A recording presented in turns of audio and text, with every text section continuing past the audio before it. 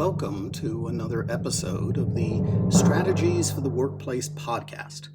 Before getting into the article, just a quick reminder that the book from which these articles are taken is now available on Amazon in print and digital Kindle format. Search for Strategies for the Workplace by Jeffrey Kahn. The book has over 220 articles and is a great way to get all the material without having to wait for the weekly podcasts. And now, on to this week's article. Don't overthink it. You may come across the wise counsel or competitive put-down, don't overthink it. On the wise side, you can fall into a mental trap where you become mired in considerations of ever more peripheral and unlikely situations. This paralysis can prevent you from progressing. An external observer may let you know that you have lost some perspective. As a put-down, you may be presenting a sophisticated, nuanced analysis to a colleague who is out of his depth. Rather than admit he is lost, and in a bid to assert control, he will try to make it sound as if you are being overly analytical. It is best not to engage in a discussion at this point. Make no excuses and state that you stand by your analysis.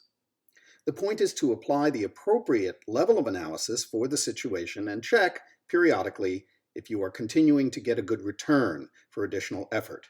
In other words, think, but don't overthink. Let's consider how to apply this. There's much to say in favor of a quick and dirty analysis. This is the so-called back-of-the-envelope calculation, and may be good enough. If someone offers you the advice not to overthink, perhaps he simply wants to calm you down and pull you back from the overly complicated approach you are pursuing.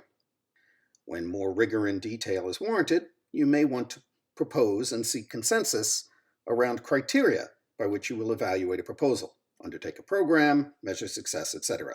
The idea is that you need clear evaluation metrics. A yet more involved approach is a decision tree, where you propose and seek consensus as to how you will advance toward an evaluation, a goal, etc.